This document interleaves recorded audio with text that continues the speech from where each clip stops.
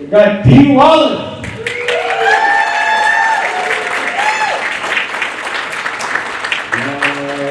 Henry Thomas. McNaughton. And Martel.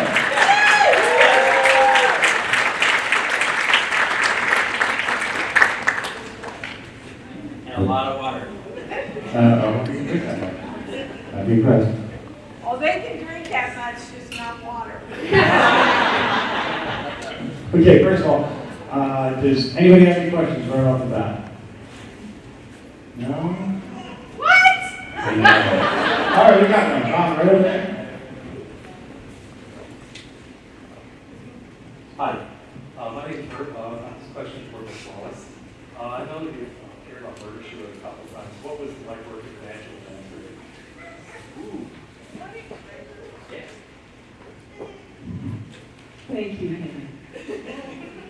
What a great question. It was actually did 5 of them. Those were back in the days when if a studio loved you, they had you back every single year to do their show. Now you do a show once in your history, you can't ever go back, usually. It was phenomenal. She was so kind. Would invite me in to have lunch with her in her trailer. I did, I think, a couple of 2 or 3 of the shows with my husband, Christopher Stone. So, yeah, it was a beautiful experience of my youth. Thank you for asking. And she's still kicking. Yeah. Yeah, she's still, she just did a play on Broadway, like a little while ago. Yeah. Don't you be killing us off. This question is for all of you.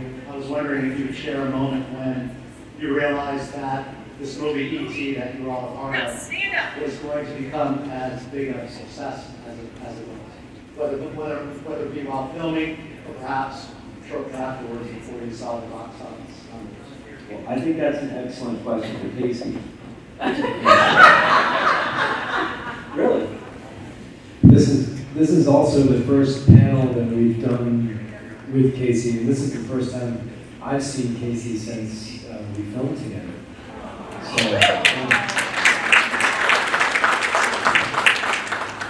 So you do all the talking. Yeah.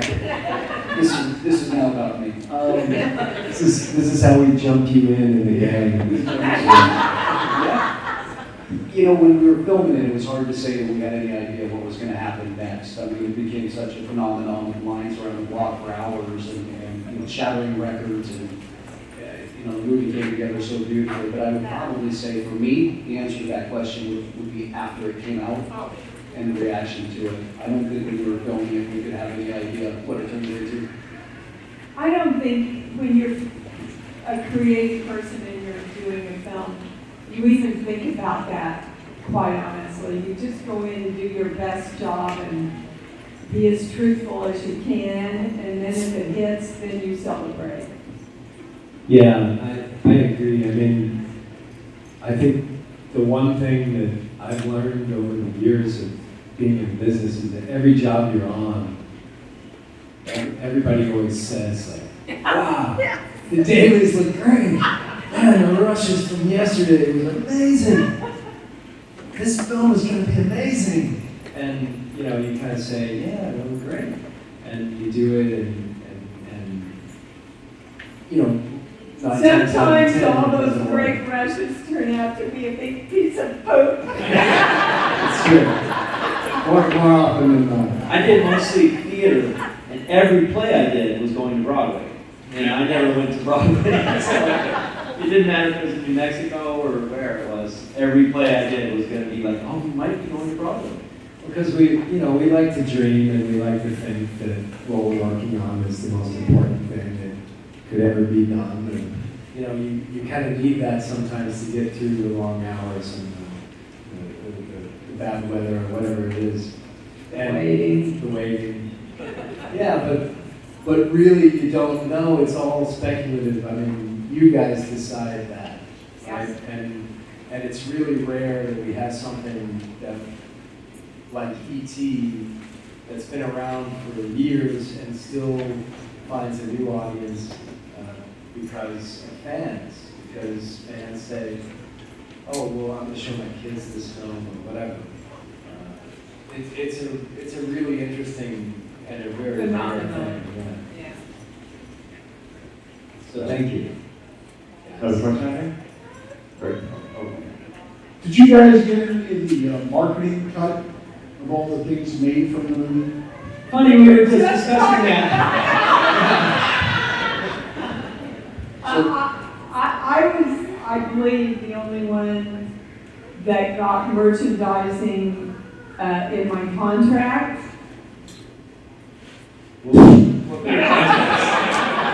No, they had, we got 1% of the gains from the merchandising. Oh, you did? Split up between the first 5 cast members. So that's how it worked. We got 1/5 of a percentage point. Have you ever seen anything?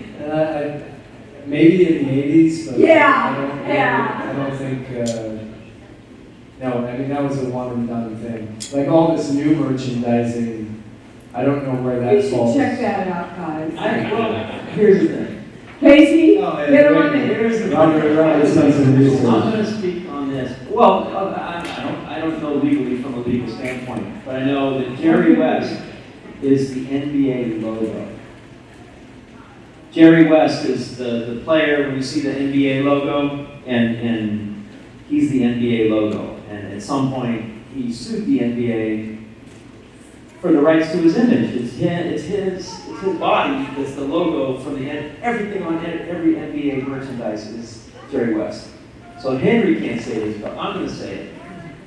Is The shadow? the shadow of the bicycle with Henry's logo on it, and I don't feel he's been fairly compensated for that in any sense of the word. But see, But he has no choice. You can't sue just to play the devil's advocate, the lawyers would say, I don't know this figure. He's wearing a cape and a hood. I mean, really, it could be anybody. But the Jerry West precedent is, to me, the one that's important. And Because- if you got your answer, we all got. Yeah. I'm just saying if what's right is right. I just was on eBay the other day and I was looking at, case windows for PCs because I'm trying to put a PC together. And Henry's picture comes up as something you can put as a sticker on your MacBook. And it's clearly Henry. It's clearly Henry, and somebody's selling this. And somebody else is getting money from the trademark image of that. He's not. Okay, so that's wrong. Welcome That's to being an act. Yeah. You mean they're using me? For money? Or somebody else. Who else? Hi there, my name is Rowena. Thank you so much for coming. It's exciting to see you all together. Thank you. And Henry and Robert, what was it like as children being in this cast with adults? How was that relationship? I know it's been so long ago since it happened, but... What adults? Wait, are you talking Sweden? You mean Come on, I was really Frank the Marshall? only adult till the very end. Go ahead.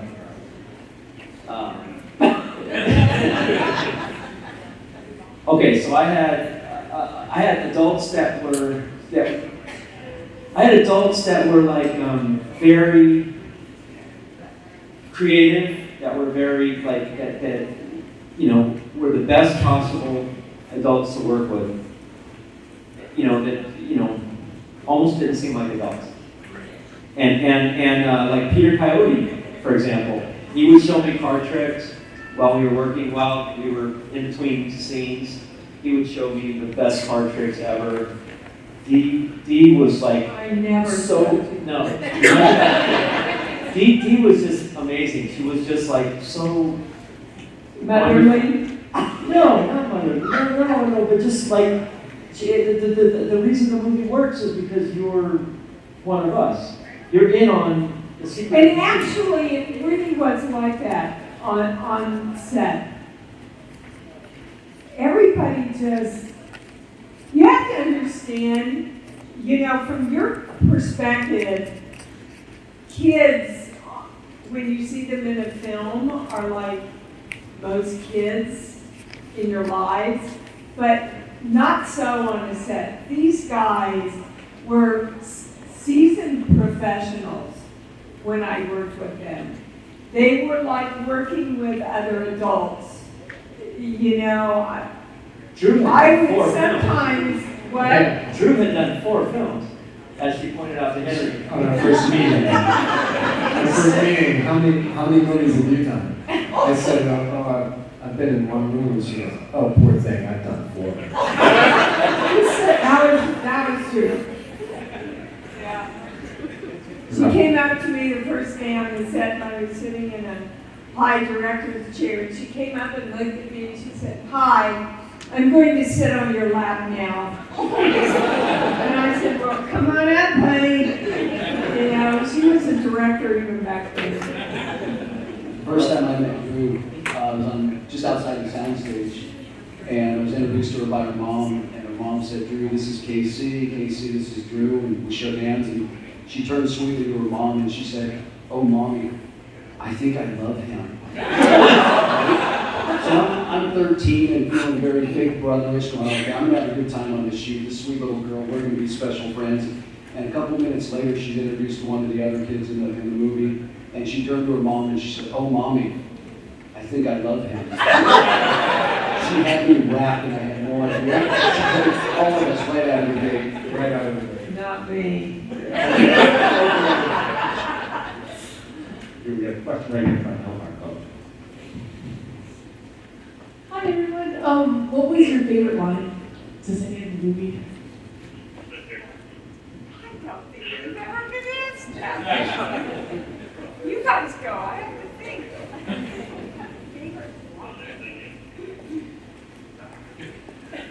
Probably he hates Mexico. The way it all happened was, that wasn't in the original script. And when we did the dinner table scenes, I felt the tears coming up, and as Mary, I thought, oh, I don't want to let my kids see me cry.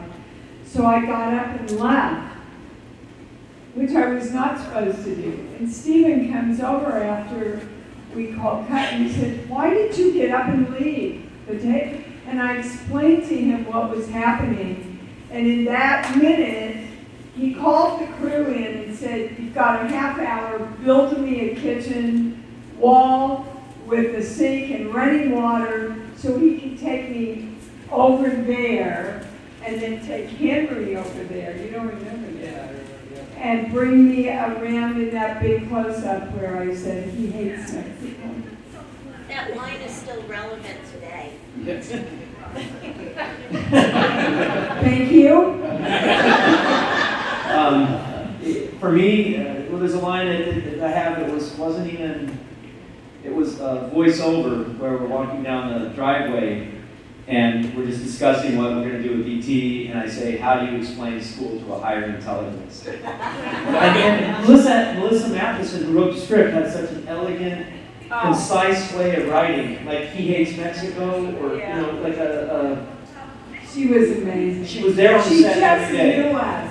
She was there on the set every day, but she could get to the point. She could get to the point of something. And we were just discussing Black In Stallion. a kid way. In a kid way. Kid way. She wrote the script for Black Stallion, and it has very few lines. Kelly Reno doesn't talk the whole first half of the movie, basically. And then, you know, and then there's very little dialogue in that movie, but the dialogue that is there is very to the point.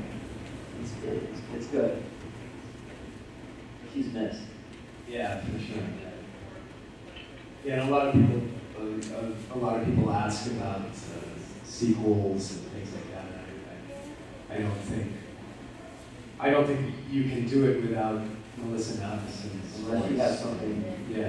in a trunk somewhere Yeah. that's, you know, that they discover. we can't really do Look, ET I'm testing. old, the dog's dead, and the kids are crying. Well, I do have a question about that one, the table scene, because I heard that there was an unscripted word or insult that was used.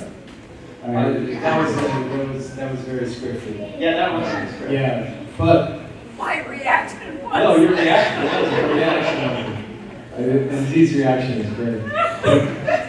But the line came about because Melissa Matheson was in the supermarket and she heard these two brothers having an argument, and one of the brothers called the other one a penis breath.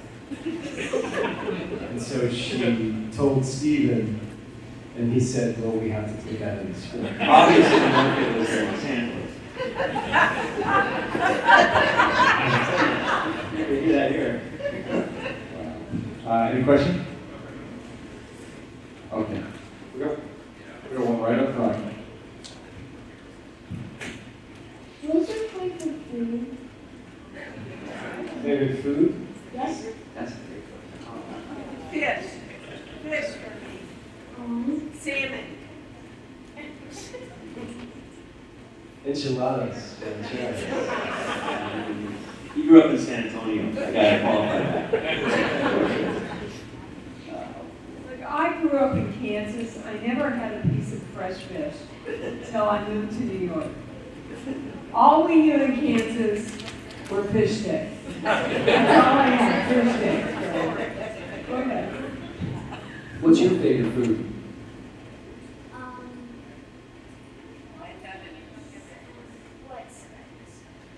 Breadsticks, yeah. Good choice. Now that you mention it, that's not my favorite. Well, okay, so now you get to my age and you start to think about how you have to eat different things to not, to be healthy.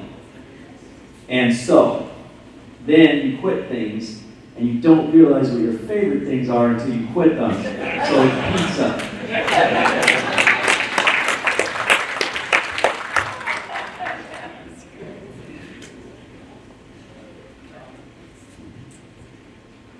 All right, this is for Robert.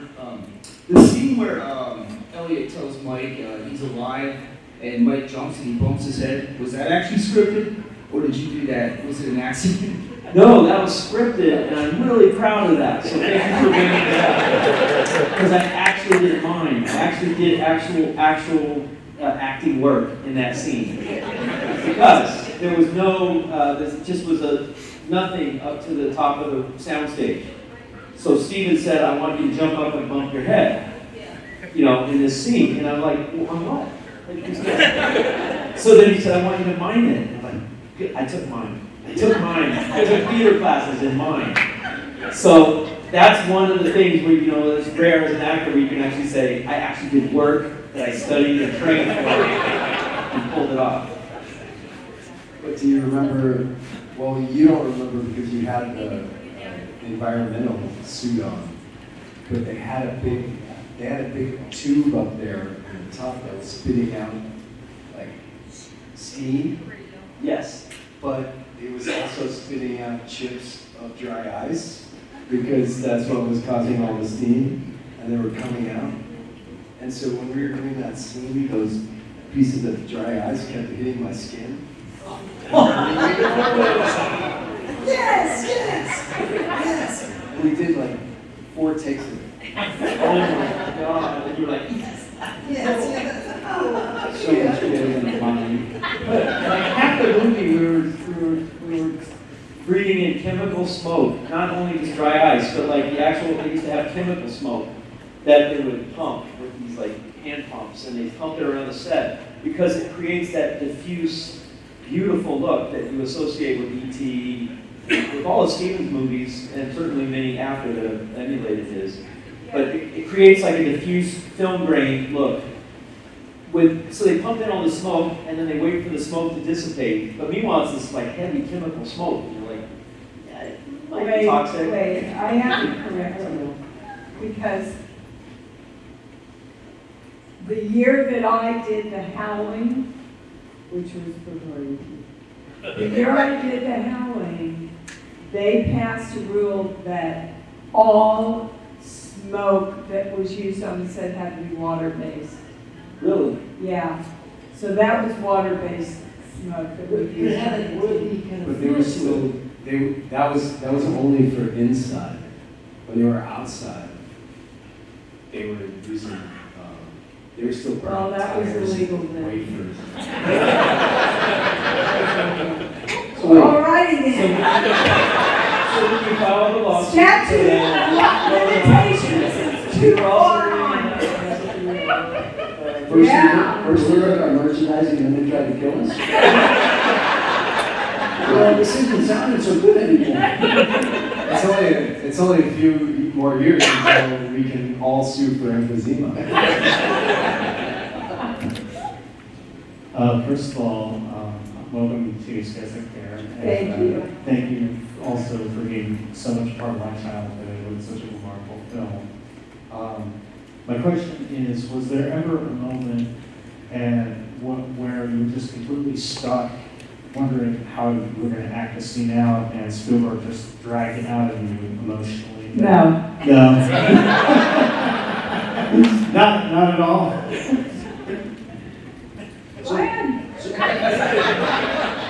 I think Casey should speak on this matter. You know, one of my memories was of Steven as a director, and a lot of people ask me about working with Spielberg because they can say, you've been in all of these things or all these movies, but the question is always what made Spielberg unique. And I remember we were doing a kitchen scene, ordering pizza and playing Dungeons and Dragons, and there was one take where he said, "You guys are just exhausted. It's been a long day. You don't want to be here. Trudge through the lines, low energy. Just do this."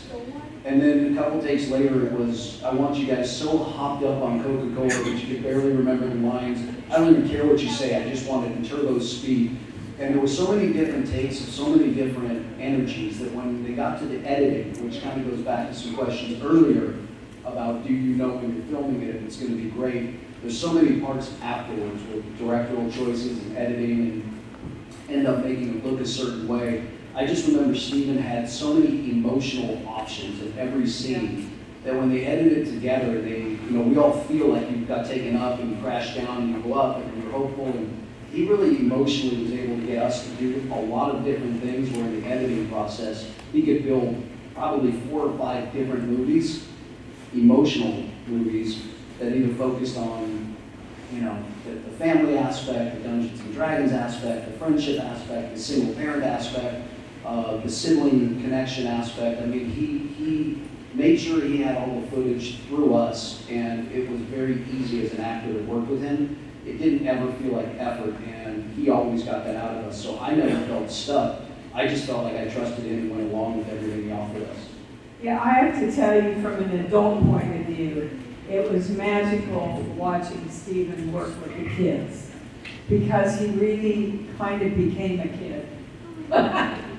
He would play games with them and he got down on their level, and from my perspective, just that it was very magical to watch. Do you recollect it the same way?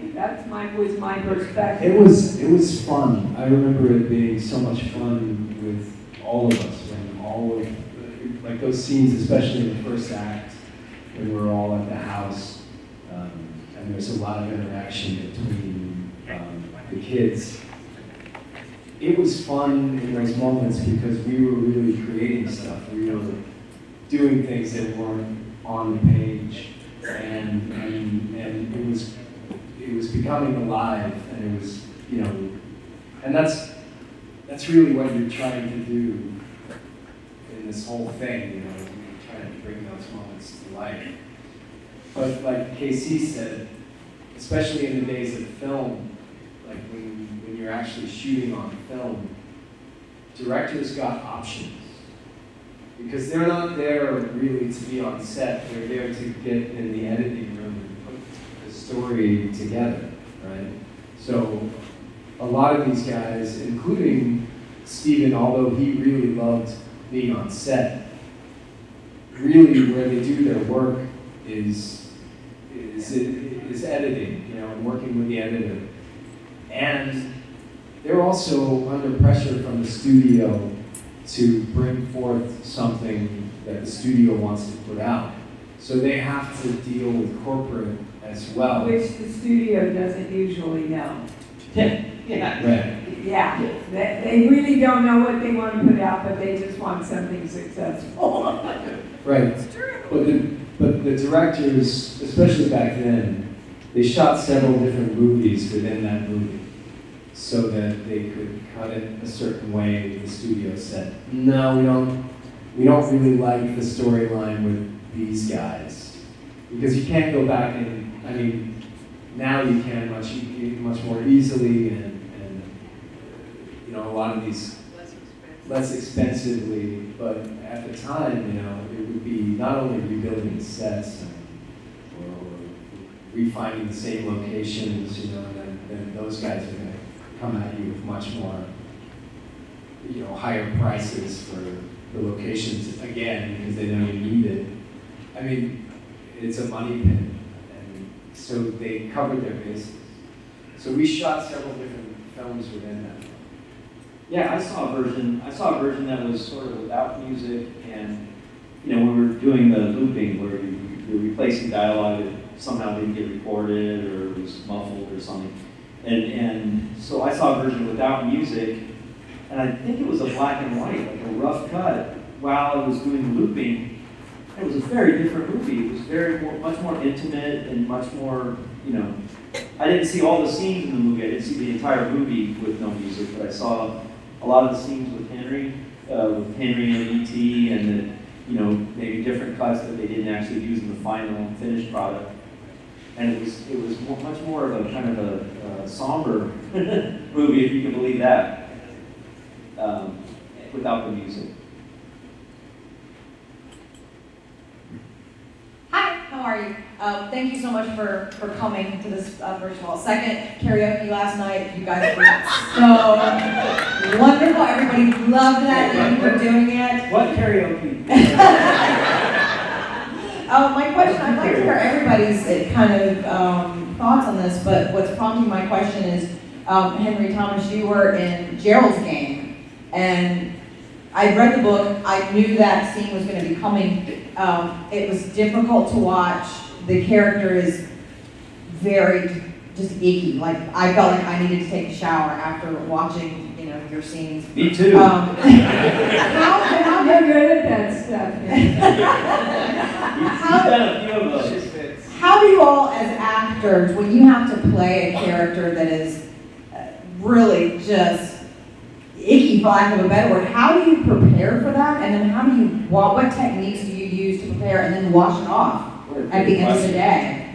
That is a great question, and that was a particularly disgusting kind of person to inhabit for a while.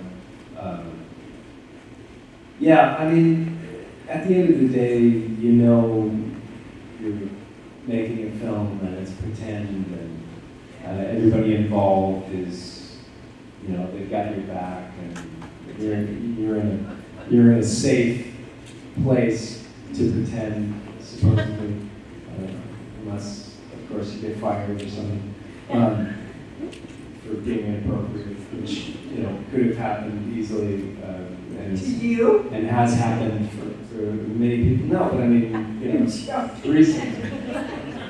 recently in a production that I worked on, an actor was fired for being inappropriate with an actress, but it was within the context of a scene. And that was very confusing and kind of disturbing to me, because I think, you know, and also to answer your question with this, I think that we are able to do a lot of the things that we're able to do because we feel safe in that environment. You know, you can feel like you're working with people who you can trust and who are there to create something with you that is going to be good, you know, and you can all be proud of. You know, so you take these leaps, and in in good faith. But personally, I think it can affect you. You know, playing that character affected me. I didn't feel comfortable with the scenes, and the actress that I was working with was a minor, and you know, I spoke with her mother, I spoke with her beforehand, even though there was nothing really physically that transpires between us in the scene. It's very emotionally disturbing and psychologically disturbing.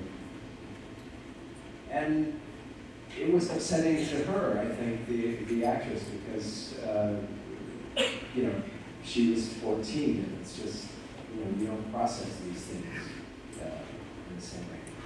But again, I was working with people that I felt safe with, and I felt like this is good and it's going to be good for the project.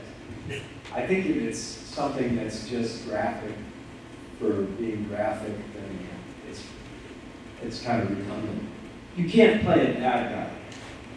I mean, my limited experience acting, somewhat limited in movies, but in plays, I played, closest I did was a play where I played like a real racist kid in a play called Master Harold and the Boys. And I actually spit on a guy and, you know, refer to him as an N-word and everything. And it's a brilliant play. The play is addressing sort of South African racism. But you can't play that.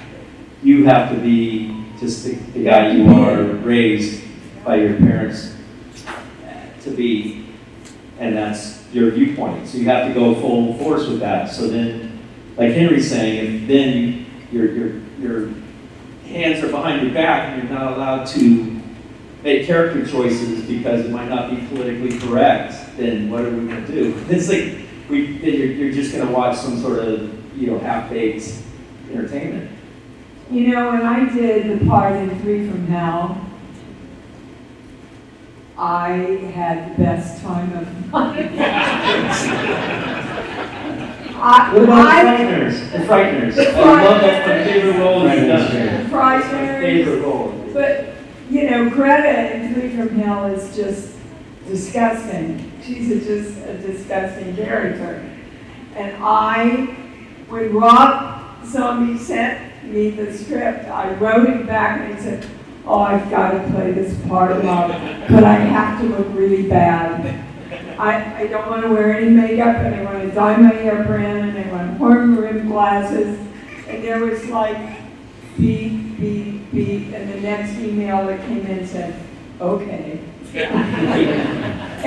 But she was sick. In every way you could look at her, she was sick. And my fun in playing those roles is just to get me out of the way. You know, we all have those dark places. We just have been trained not to allow them to come out or not to encourage them, you know? And the fun of an actor is that you're in a safe place to let them come out, as long as they don't take you over and go into your life, you know? And at the beginning of my career, it was much harder for me to leave Karen in the Hell and Donnie Cujo. That was my toughest. But, you know, then you learn. You start learning, oh, if I want to keep my health, I don't take this character home with me. If I want to keep my marriage, I don't take this character home with me.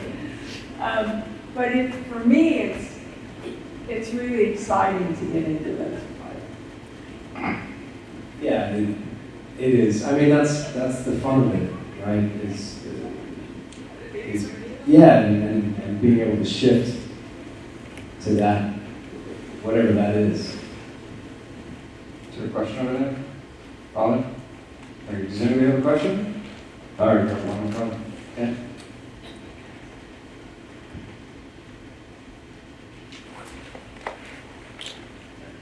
Hey guys, thanks a lot for showing up like everybody else said.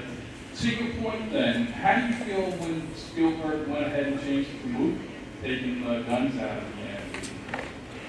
Yeah, that recut.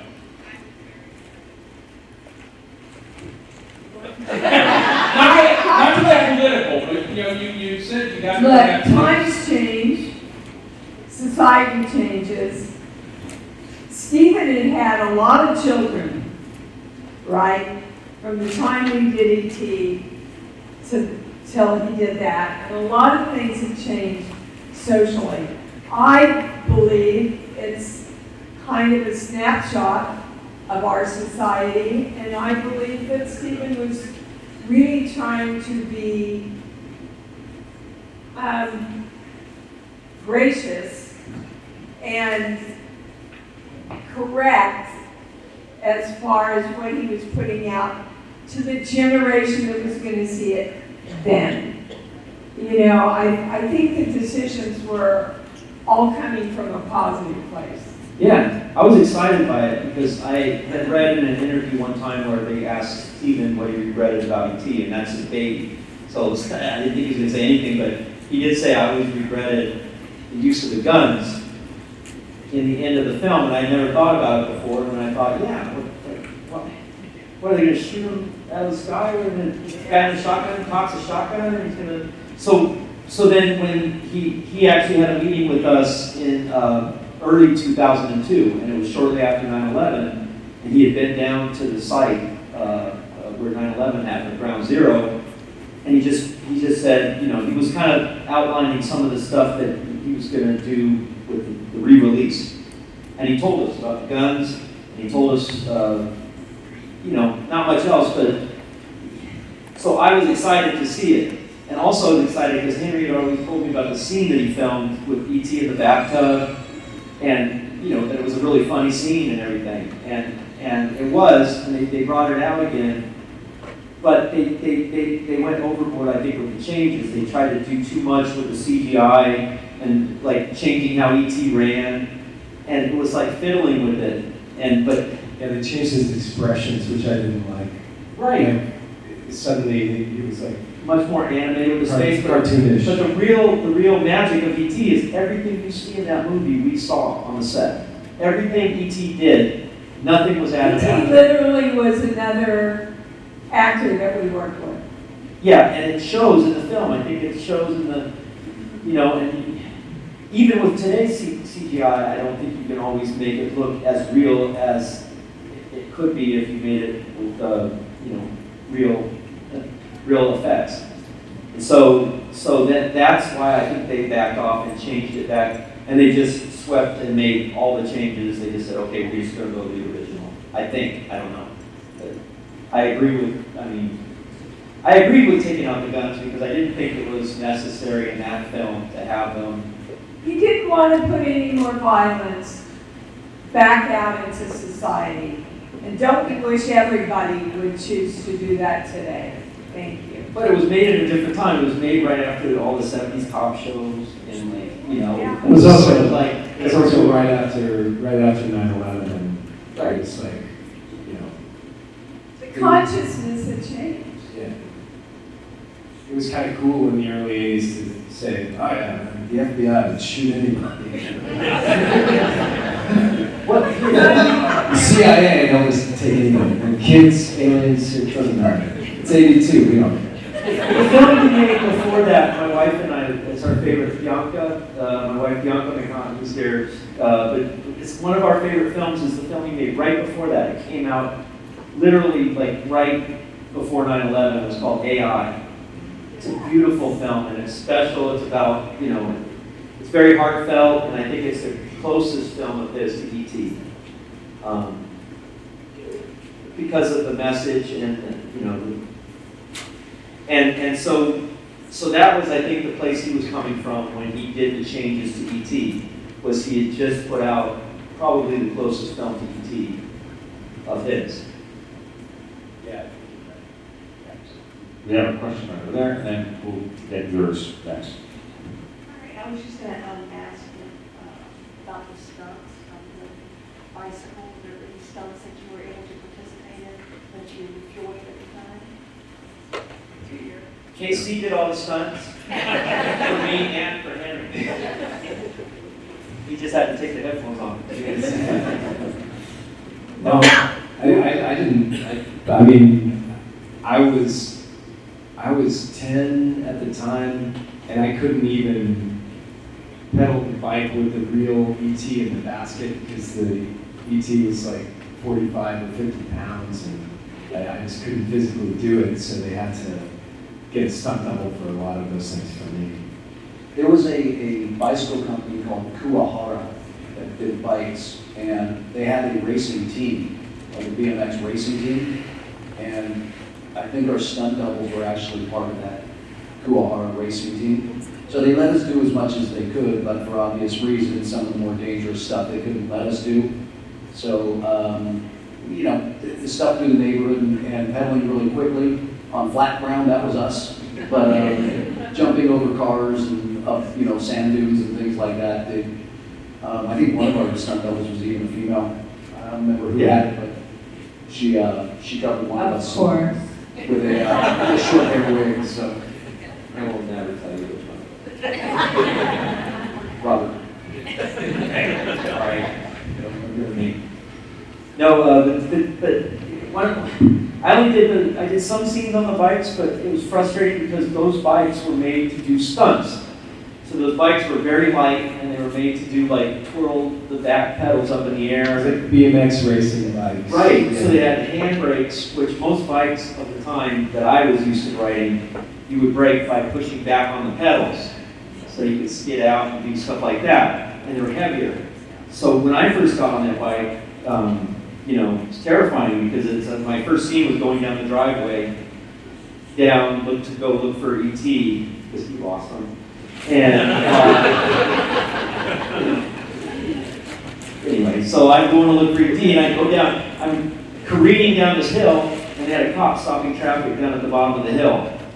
And I'm going, but I realize if I hit the brakes too hard, I'm going to go over the handlebars. So I'm kind of trying to ease the brakes at the same time. I'm got some speed going, and I flew right by that cop. And I remember him going like that, because he was only stopping traffic up to that point, and then everything after that was regular cars. Yeah, so you know, they weren't the best bikes. Henry, I think, wiped out on one. Yeah, I hated going down the hill. Because we weren't used to those kind of handle. Like, they were great bikes for doing tricks. They were fine. It was too rough.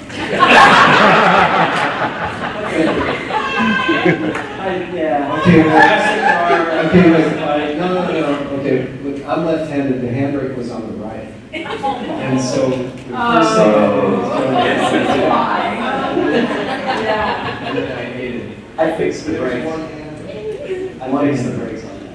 Okay, we got time for one last question. First, Henry, I want to thank you for doing the Elliott ET release commercial.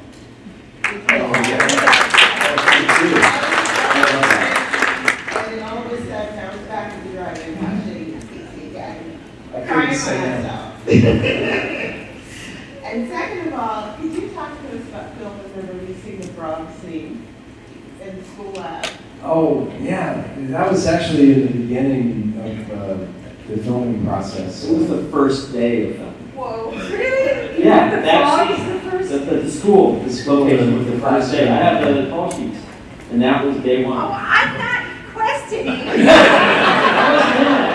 I just thought, I don't know, I thought we shot in order.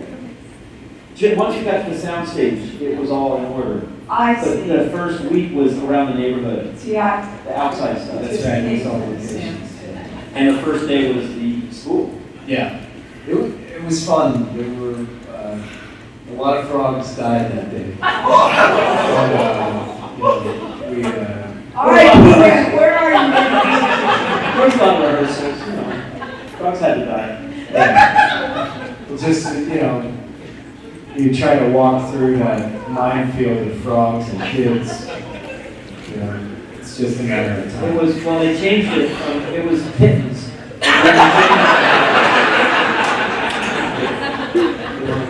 Yeah, I can't do that on film. See what I had to put up with? By the way, if you want to talk about acting and characters and performance.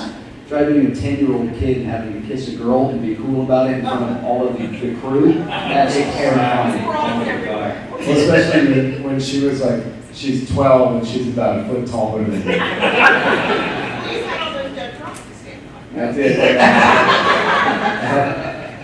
Well, Stephen came up with the idea that I would stand on the kid's back to kiss the girl, But the funny thing about that whole thing was that I had worked it up in my mind, and it was one of the first days of filming. I was really terrified to do that, and I had worked it up in my mind because Stephen had made me watch the John Wayne, Maria O'Hara movie, The Quiet Man, to see that sequence, because E.T.'s watching it, and we have like some weird telepathic link, and I'm supposed to be mimicking what he's singing, and vice versa. So I had worked it out, it was like a dance move. I was like, okay, spin around, back, stand on the kid, kiss the girl. It's gonna be perfect. And the first take, I'm, get all the steps right, and I get up on the kid's back, and I almost headbutt poor, Erica Laniak. I almost headbutt her, and her front teeth clash. And I just think, oh, I ruined it. And then we just did two more takes, but we got it, and it wasn't so bad. I remember Henry was so scared of doing that scene. We had like about a week of rehearsal before we started filming, and this was the thing he dreaded. This was like this was the scene that he dreaded that he was going to have to do.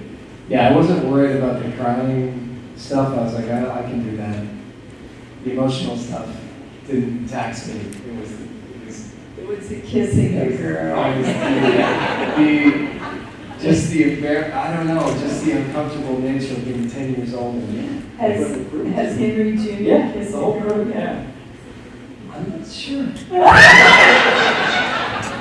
He has a girlfriend, so maybe. But they like. I'm gonna ask you. No, don't ask. So next time I watch that, all I'm gonna think about is Hell Came and Broke Down. I think my first kiss was on set too. Come on! I don't even remember. I just know that it was a kiss, and then I will tell you that most young boys have no idea how to kiss, and maybe many of them. All young girls know that. But when you're doing it in front of a room full of people and a crew, and it's being recorded, like that's just a gnarly thing for a little kid to be good at. And this being saved for posterity, and if you've got an insecure about anything, that's why I just brought it up to him, because I think I'm like getting my cathartic release through Henry had to do it too. I gave Henry a hard time about it, and then like the following year, when E.T. came out, I did one other movie called I Am the Cheese, and my screen kiss, my first screen kiss, not my first real kiss, but my first screen kiss was with Cynthia Nixon. And I knew her really well because we were in the same theater company, so that was what made it okay. It was like we knew each other, we were already very familiar, Yeah, well, no, I think we were the same age. I was 14, or I was actually 15 when I was doing I Am the Chief, but I had never done a screen kiss. That was the one. But it was okay because we knew each other so well, it was like we were a little bit more, I guess, I don't know, professional? Yeah. Yeah, but let me tell you, the weirdest love scene I ever had to shoot was with my husband. It's like your mother is sitting on the bottom of the bed.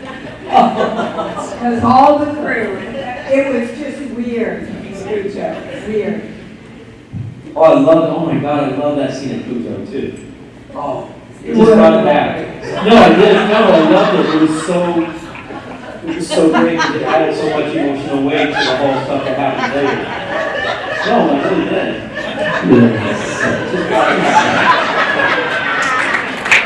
It is though.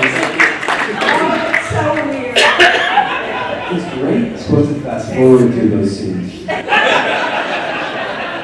is so real. Okay, so You see how close we all are? let's give a round of applause.